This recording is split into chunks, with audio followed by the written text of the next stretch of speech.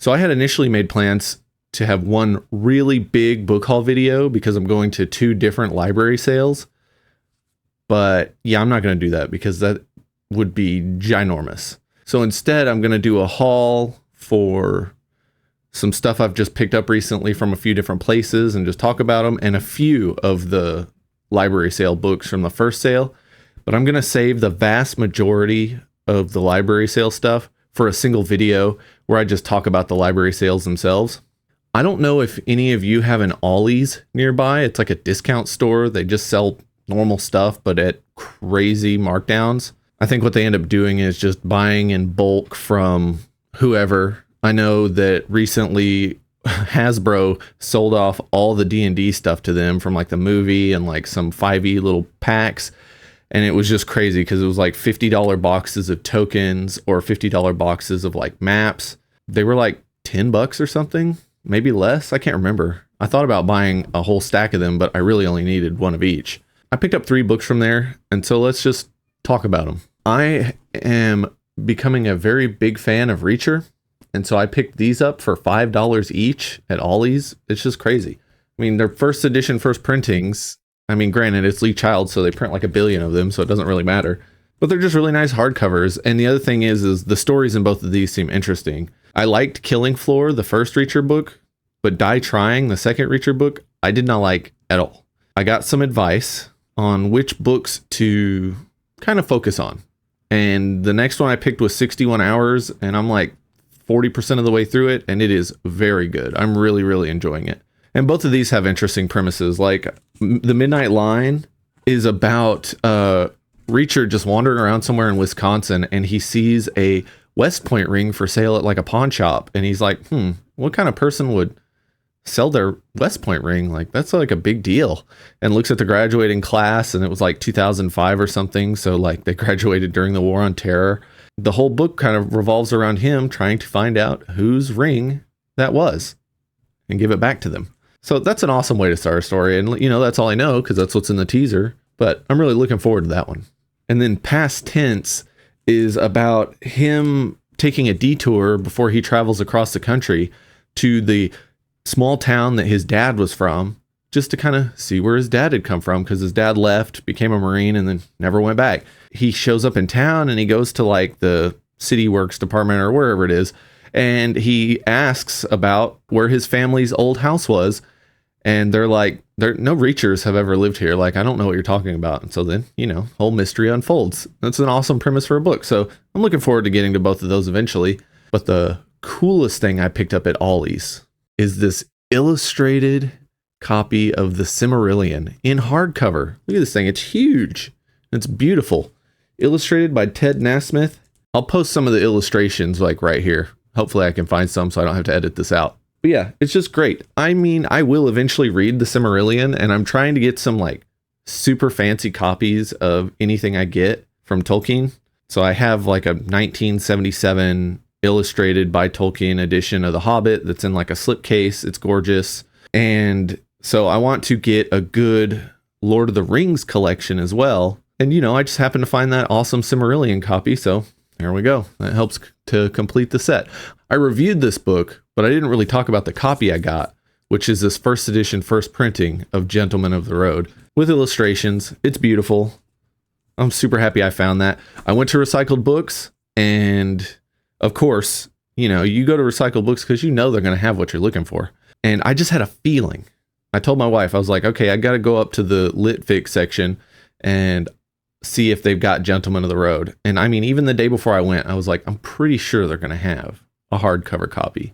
And they did, and it's immaculate. It's perfect. Super happy. So I guess starting with Gentlemen of the Road, we'll just work our way through everything I picked up at Recycled. I plan on reading this series eventually because it's really intrigued me. Thank you, StoryTube.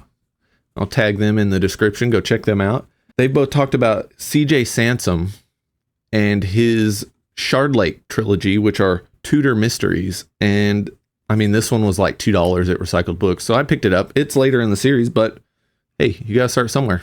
I may end up doing the books as audiobooks, but like I've said before, I got to have books to sniff. I am one of those people who, when they got into their mid 30s, they had to choose Obsession with World War II or carpentry, and I can't afford carpentry. So I started my obsession with World War II like 2 decades early, back when I was a teenager. I just found out about this book, and I'm really looking forward to trying it. Bloodlands, Europe Between Hitler and Stalin by Timothy Schneider. And this one is just about the Eastern Front and the atrocities committed on it. You know, listening to Dan Carlin's Ghost of the Ostfront wasn't traumatizing enough. I just needed a little more trauma about that in my life. So I'm definitely looking forward to this. Oh, wow. It gets a shout out from Anthony Beevor. He's the one that wrote Stalingrad, like the definitive book on Stalingrad. I also have a copy of that. I'll get to that eventually. Recycled Books always has what I'm looking for. I had this on my list. I have like 95 tabs open in Chrome on my phone, and about half of them are books I'm wanting to buy. And so, yeah, that one just happened to be there when I got to Recycled Books. I had initially looked at a book about England during World War I, but the copy they had, while it was a hardcover, it was super ratty and just like not worth owning. I was afraid I'd split the spine reading it and stuff. Everyone knows I have my Appendix N journey, and I found this and I snatched it up immediately, especially since it was only $6.50. Empire of the East by Fred Saberhagen. It's hard to see, it's shiny. This book collects the first trilogy of his for his like post-apocalyptic science fantasy world. The first book is called The Broken Lands. It's the one I've read. I haven't read the other two. And it's about basically a kid finding a nuclear powered tank that is called the Elephant. And like the book was fine. And I'm going to try to give the rest of them a chance because I have an entire hardcover collection of the rest of the stuff that kind of takes place in that setting from Fred Saberhagen. And I'm really hoping I like the next two, because if I don't, I'm going to be selling those books. They're taking up a lot of space. And I already tried one of them. It's one of the Swords trilogy. And it was just like, okay, I gave up on it like 2 or 3 hours into listening to the audiobook. So hopefully they'll improve. And this last one I found completes a set for me. And I want to use this to talk about my methodology for improving my personal collection. What I found was Lost Lands of Witchworld. And what Lost Lands of Witchworld is the second trio of Witchworld novels. And this is a first edition, first printing from Tor. And it's just like a nice big full-size hardcover. It's got beautiful art on the front. And that is part of my Witchworld collection that I have upgraded. So initially I had the old vintage paperbacks, which are fine, but the paper's really cheap. They'll start to fall apart on you. And I wanted something that would last. Like, I've read the first Witchworld book and I loved it. And so I really wanted a collection that would last a long time, and those weren't going to do it. So to upgrade from those, I grabbed Annals of the Witchworld and Chronicles of the Witchworld, which were the first 6 paperback books. And these are book club edition hardcovers, and they're in okay shape. I got them for really cheap, so I was fine with the condition of the dust jackets. And the thing about those is they're better than the mass market paperbacks. But like I said, the quality's not the best, and I wanted something that would really last. Because while book club edition hardcovers are more resilient than mass market paperbacks, they're not as resilient as like actual hardcovers. Like, they don't have a good binding and they use slightly cheaper paper. And so I replaced those two with The Gates of Witchworld and, of course, Lost Lands of Witchworld. And the thing about these is they're going to last a really long time. And also, they have special introductions from people. So the first one has an intro by C.J. Cherry. That's amazing. And then the second one has an introduction by Mercedes Lackey. I'm really, really happy with those. I think my Witchworld collection is kind of complete at this point, because if I want more than the first 6 novels, then I'm going to have to start getting like the crappy paperbacks or looking for hardcover copies of the later books. And there'll be book club editions, of course. I mean, I'm pretty satisfied with the first 6 books. That wraps up everything I picked up from Recycled Books and Ollie's. And I want to show off 3 of the books that I picked up from a local library sale. And just these 3 because they were technically in the fancy section. Like every library sale, this one had like paperbacks were $1, hardcovers were $2. These were on a separate shelf and they had price stickers on them. And I just want to talk about them. I have The Essential Harlem Detectives by Chester Himes. I didn't even know this existed. More and more, I'm getting into crime fiction and noir fiction especially. And I mean, this is noir fiction that takes place in Harlem by a black author, and it's from like the late 50s. It's awesome. This is my first Everyman's Library, and I'm really happy with the quality. Like, I've been eyeballing a few at recycled books. I just couldn't believe that I found that. It was like $5. Can't go wrong with that. So the next few books have a few interesting tidbits. The two authors are brothers, and Pax by Tom Holland is not written by that Tom Holland. Pax is the third book in his series that kind of form an overall narrative of ancient Rome. You have Rubicon, which is the rise of Julius Caesar and the fall of the Roman Republic. And then you have Dynasty, the rise and fall of the House of Caesar. And it just follows the House of Caesar. Pax, War and Peace in Rome's Golden Age. I'm really looking forward to this. He is such a compelling narrative history writer. When you read Dynasty or Rubicon, you are just like, it feels like you are there and you are witnessing the events in a very dramatic and compelling way. So I can't wait to get to that book. I just want to mention that Tom Holland has a podcast with Dominic Sandbrook called The Rest is History. And it is like the best history podcast. They are funny.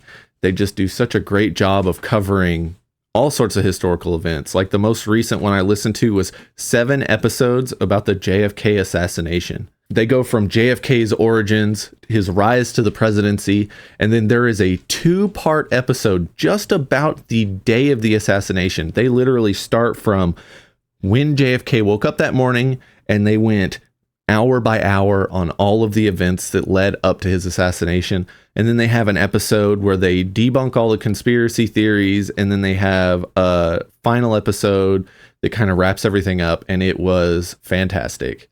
And I think the next one I'm listening to is either the Martin Luther series, which I think is like 4 episodes or something, or maybe the Carthage ones. I mean, they are great, and I will share their YouTube channel in the description. You can also sub to them on any podcast app. And now the final book I'm going to share, and I have not read any of his work, is Tom Holland's brother, James Holland. And he is a World War II historian, and he is a fantastic World War II historian. He too has a podcast called We Have Ways of Making You Talk. And We Have Ways is James Holland and Al Murray. And it is just the most in-depth podcast you can get about World War II. I mean, there's hundreds of episodes. If World War II is your thing, then We Have Ways of Making You Talk is your podcast. But yeah, The Savage Storm is actually something I have not read a lot about in World War II, which is the Italian campaign.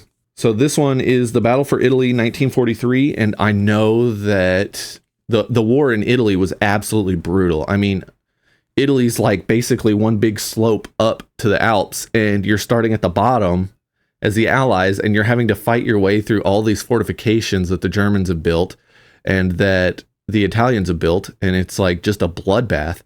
And this was before any pressure had been relieved on the Western Front, so I can't imagine just how rough it was to go through there. And on the podcast, they did a lot of coverage of the Italian campaign, which, you know, he was doing his research for this book at the time. So it makes total sense. And so I'm really looking forward to this because that was just a fantastic teaser for what ended up being this chunky book.